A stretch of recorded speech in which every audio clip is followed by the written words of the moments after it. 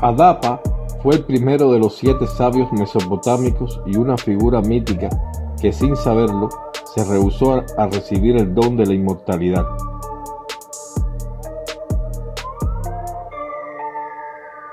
La historia, usualmente conocida como Adapa y el viento del sur, está testificada por primera vez en el período casita, o sea en el siglo XIV a.C., en tablillas fragmentarias de Tel el Amarna, así como en la biblioteca de Asurbanipal en la Siria del siglo VII a.C.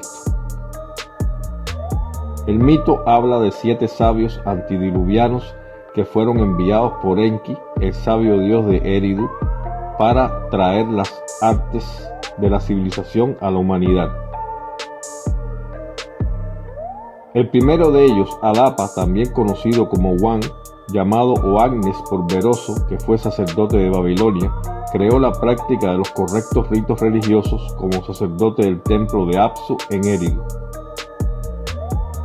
Los sabios fueron reflejados en la literatura mesopotámica como peces parados, probablemente la carpa, cuyas espinas se han encontrado asociadas con la primera capilla de Eridu. Adapa, como pescador, fue retratado después iconográficamente como un hombre pez.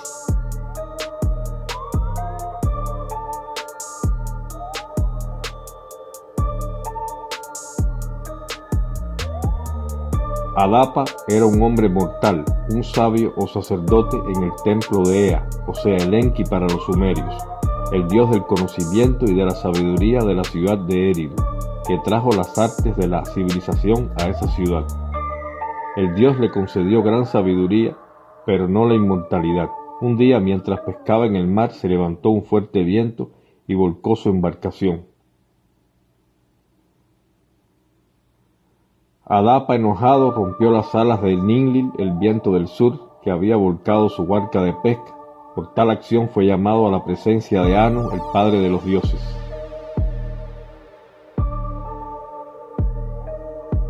Ea, su dios patrón, le advirtió que tenía que disculparse por sus acciones, pero no tomar ninguna bebida ni comida mientras estuviese en los cielos, o esa comida lo mataría.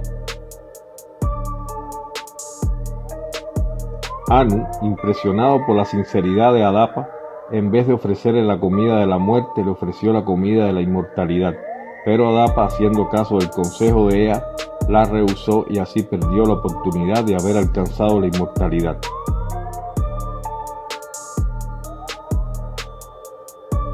Adapa es frecuentemente identificado como tutor del mítico primer rey antidiluviano de Eridu, Alulin.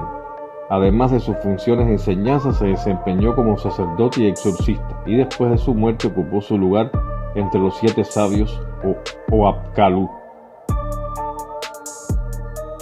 Al principio del ritual religioso, los sacerdotes exorcistas asirios y babilonios, vestidos con capas en forma de pez, proclamaban: «Soy Adapa», y su nombre fue empleado en encantamientos al menos hasta el siglo I después de Cristo. Oannes fue el nombre dado por el escritor babilonio Beroso en el siglo III a.C., al ser mítico que enseñó a la humanidad la civilización según la mitología mesopotámica. Beroso describe a Oannes como mitad pez, mitad hombre. Es concebido viviendo en el Golfo Pérsico y alzándose de sus aguas durante el día para dar las instrucciones a la humanidad de la escritura, las artes y las diversas ciencias. Oannes y el semítico dios Dagón son considerados como iguales o idénticos.